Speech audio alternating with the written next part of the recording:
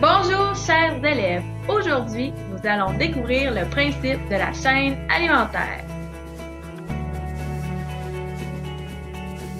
La chaîne alimentaire est une relation entre les êtres vivants d'un même écosystème.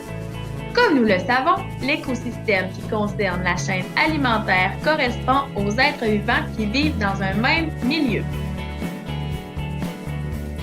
Par exemple, on ne peut parler dans une même chaîne alimentaire d'un kangourou et d'un lapin puisqu'ils ne vivent pas dans le même écosystème.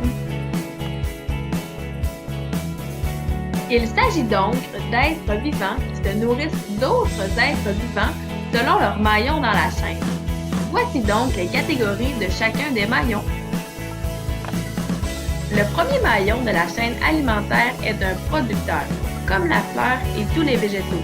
Ils fabriquent leur propre nourriture. Le deuxième maillon est un consommateur qui est herbivore, comme le lapin. Les consommateurs herbivores se nourrissent de plantes.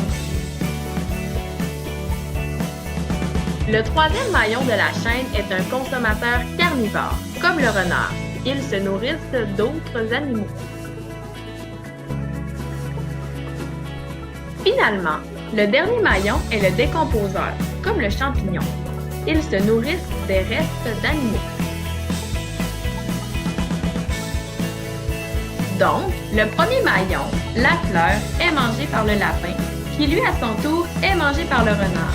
Et finalement, les restes du renard servent aux champignons.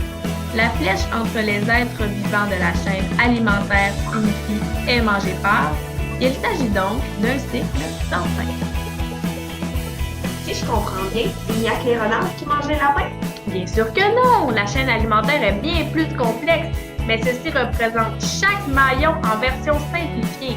Par exemple, le loup mange également les lapins puisqu'il est un consommateur carnivore dans le même écosystème. Je comprends donc que le kangourou ne fait pas partie de la chaîne alimentaire. Il ne fait pas partie de celle-ci puisqu'il vit dans un autre écosystème, mais il fait partie d'une chaîne qui lui est propre avec les êtres vivants de son milieu. Il faut savoir que tous les êtres vivants font partie d'une chaîne alimentaire. Voyons donc la chaîne alimentaire du kangourou dans son écosystème.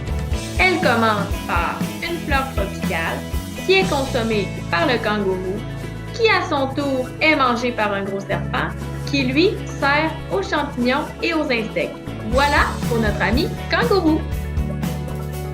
En résumé, la chaîne alimentaire est composée d'êtres vivants d'un même milieu, qui représentent qui est mangé par qui selon leur catégorie de consommateurs, soit les producteurs, les consommateurs herbivores et carnivores, puis les décomposeurs. Maintenant, à ton tour de jouer. Pourrais-tu trouver la chaîne alimentaire d'animaux marins?